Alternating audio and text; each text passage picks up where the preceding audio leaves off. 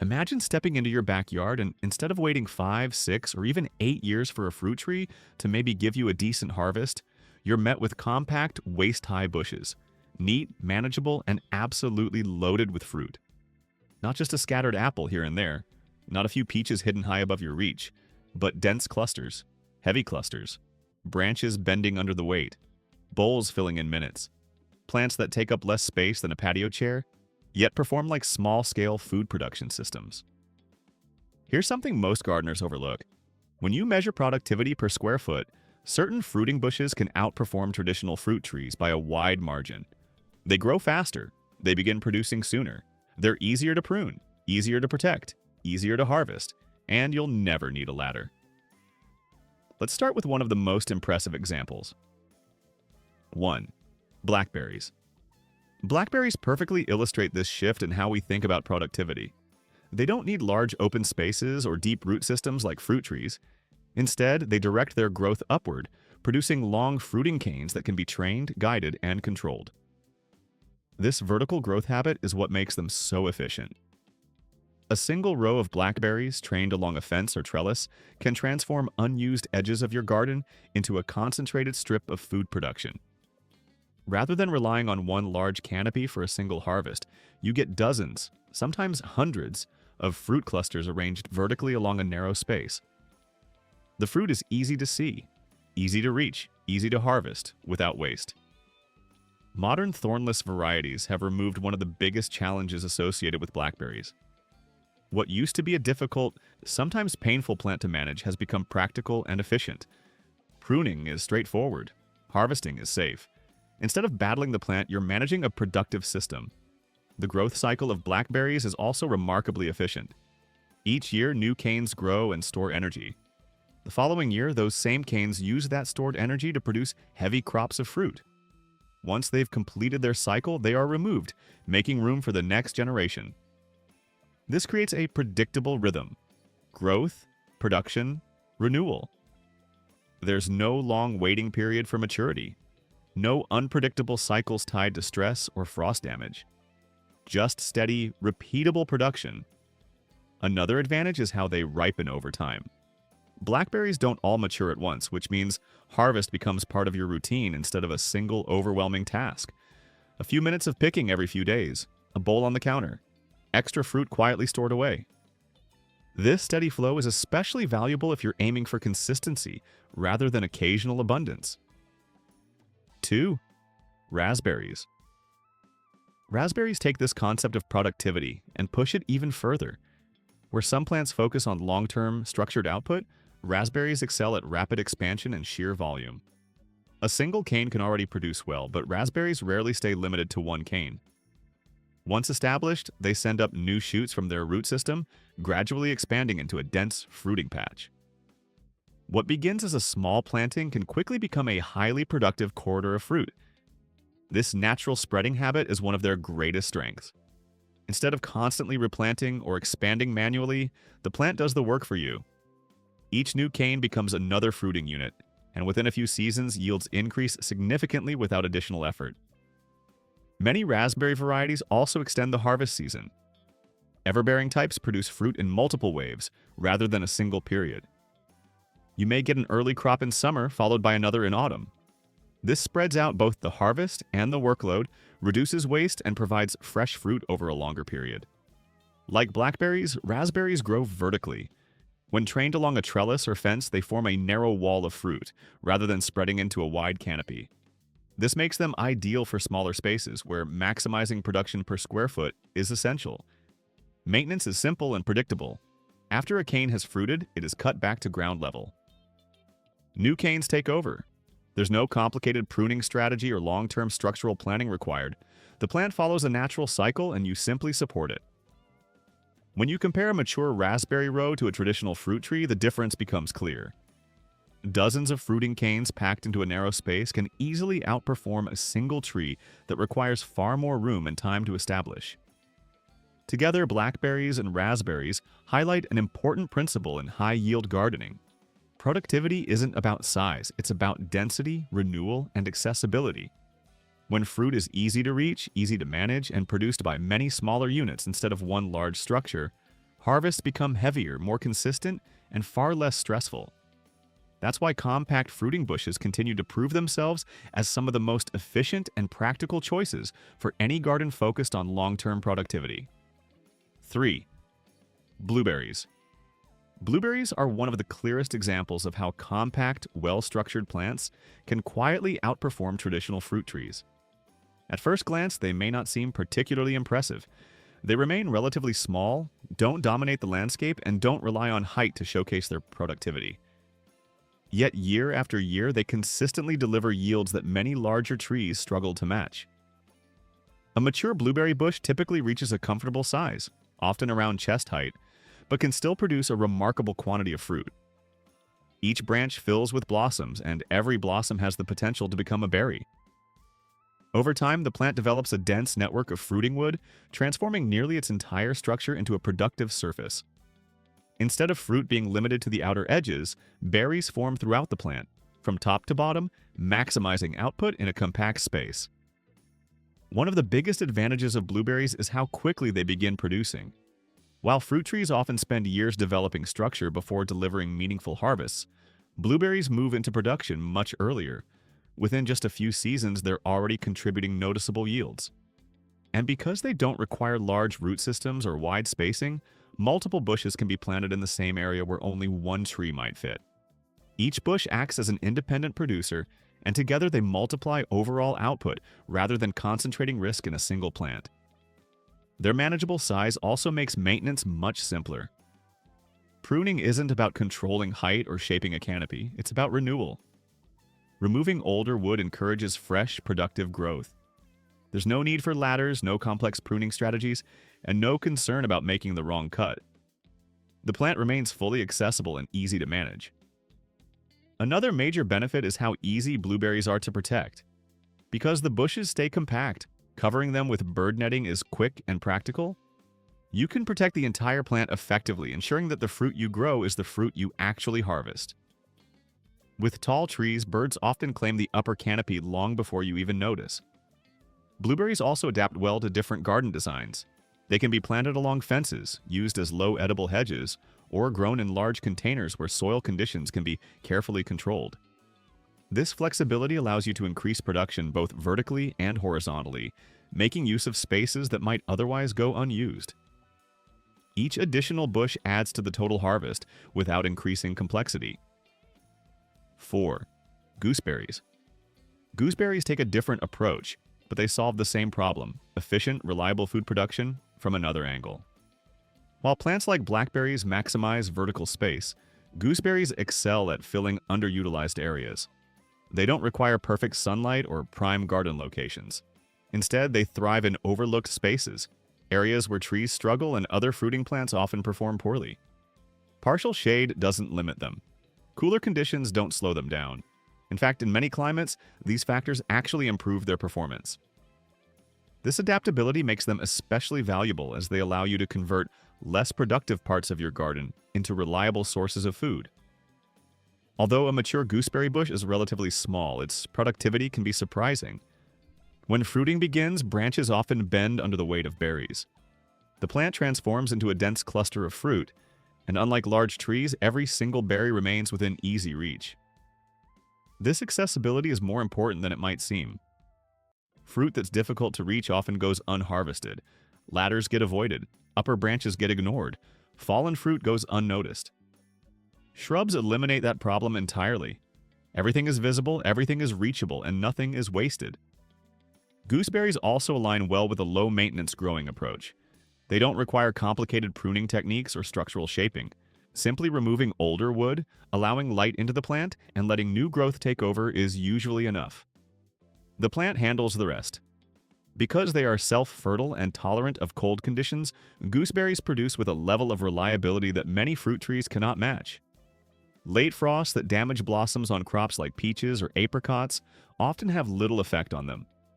Harsh winters that weaken trees are rarely a problem. Nutritionally, gooseberries offer more than their size suggests. They are rich in vitamin C, contain strong antioxidant compounds, and have a versatile flavor that works well in preserved foods. They are ideal for jams, sauces, syrups, and baking. extending their usefulness far beyond the harvest season. When you begin combining plants like these intentionally, something powerful happens. Instead of relying on a few large producers with limited harvest windows, you create a layered system. Early harvests from gooseberries, mid-season production from blueberries and raspberries, late, heavy yields from blackberries. Each plant fills a specific role, uses space differently, and contributes to a continuous flow of food. This kind of system doesn't just increase total yield, it reduces risk. A late frost may damage one crop but leave another untouched. Dry conditions might slow trees while shrubs continue producing. Pests are spread across multiple species instead of concentrating on one. And perhaps most importantly, it changes how you harvest. No ladders, no overwhelming harvest days, no wasted space. Just steady, accessible, and repeatable food production, built from plants that prioritize efficiency in ways most traditional fruit trees simply can't match. And this is only the beginning. 5. Currants. Currants are the kind of plants that don't try to impress at first glance, but consistently exceed expectations over time. They aren't flashy, they don't demand constant attention, yet when fruiting season arrives, they clearly show just how efficient they can be. A well-established currant bush develops into a dense, structured network of productive branches. From nearly every limb, long strings of berries hang in clusters, red, black, or white, depending on the variety. Even visually, it becomes obvious how productive the plant is. Slender branches weighed down with fruit that seems to appear almost all at once. One of the defining characteristics of currants is how they rely on older wood. Unlike many fruiting plants that depend heavily on new growth each season, currants actually become more productive as they mature. Year after year, the bush builds a stronger fruiting framework. More branches mean more clusters, and more clusters mean higher yields. Instead of constantly replacing growth, you're developing a long-term structure that keeps improving over time. This also makes pruning simple and forgiving. There's no need for precision shaping or complex techniques. You simply remove some of the oldest branches to make room for newer growth. The plant stays open, manageable, and productive without becoming overgrown. Currants are especially useful in smaller gardens. They don't spread aggressively and they don't require large root zones. They fit naturally along fences, between larger plants, or in transitional spaces where bigger crops wouldn't work well. They're particularly valuable in cooler climates, where strong sunlight and high temperatures aren't always guaranteed. Despite their modest size, their output can be impressive. A bush that barely reaches waist height can still produce large quantities of fruit. Because berries grow in organized clusters, harvesting becomes efficient. You're not picking one berry at a time, but collecting entire strands in a single motion. Nutritionally, currants are highly concentrated. Black currants especially are rich in vitamin C and powerful antioxidants. Their bold, intense flavor makes them ideal for preserving, whether in jams, syrups, cordials, or frozen form, allowing you to extend their value well beyond the growing season. 6. Honeyberries. Honeyberries, also known as haaskap, operate on a completely different schedule, and that timing is exactly what makes them so valuable. Unlike most fruiting plants, honeyberries don't wait for summer. They emerge early, flower early, and ripen long before most other crops even begin producing. In many regions, they're ready weeks before strawberries, offering fresh fruit at a time when the garden is just starting to come alive. Their growth habit is compact and controlled. They form neat, manageable shrubs that don't grow excessively tall, making them easy to incorporate into almost any garden layout. They don't dominate space or cast heavy shade. They simply occupy their niche and produce reliably. One of their strongest advantages is cold tolerance. Honeyberries evolved in harsh climates, and that resilience is clear in how they perform. Late frosts that can damage blossoms on fruit trees often have little impact on them. Even severe winter cold rarely affects their productivity. This makes them especially dependable in northern regions or areas with unpredictable weather. Because they bloom early, pollination can sometimes be a concern, but it's easily addressed by planting two compatible varieties. Once cross-pollinated, honeyberries settle into a consistent production cycle with very little fluctuation from year to year. The berries themselves are elongated, deep blue, and highly nutritious. Their antioxidant levels are comparable to blueberries, while their unique flavor adds variety to your harvest. They store well, freeze easily, and work well in sauces, desserts, and preserves, bringing fresh, early-season variety when most stored foods are still being used. There's also an unexpected advantage: reduced bird pressure. Because honeyberries ripen so early, they often avoid heavy competition from birds. Seasonal feeding patterns haven't fully begun, meaning more fruit remains for you without needing extensive protection like netting. When you include currants and honeyberries in a larger fruit-growing system, they help fill important gaps. Currants provide steady mid-season production from compact plants, while honeyberries start the season early, before most other crops begin. Together, they smooth out the common all-at-once harvest problem found in tree-based systems. Instead of waiting all year for a single harvest window, you create a continuous flow of production, early, mid, and late, using plants that are efficient, adaptable, and reliable. And when these shrubs are combined with blackberries, raspberries, gooseberries, and blueberries, something shifts. The garden stops feeling like a collection of separate plants and starts functioning as a coordinated, highly productive food system. 7. Dwarf mulberries. Dwarf mulberries completely change the way most people think about mulberry production. When people hear mulberry, they usually imagine a large, spreading tree dropping fruit faster than it can be collected. What's often overlooked is that compact, bush-form mulberry varieties exist, and they take that same natural productivity and concentrate it into a much smaller, far more manageable plant. These dwarf varieties grow with a different priority. Instead of putting energy into height and thick trunks, they focus on dense branching and repeated fruiting. That shift makes a huge difference.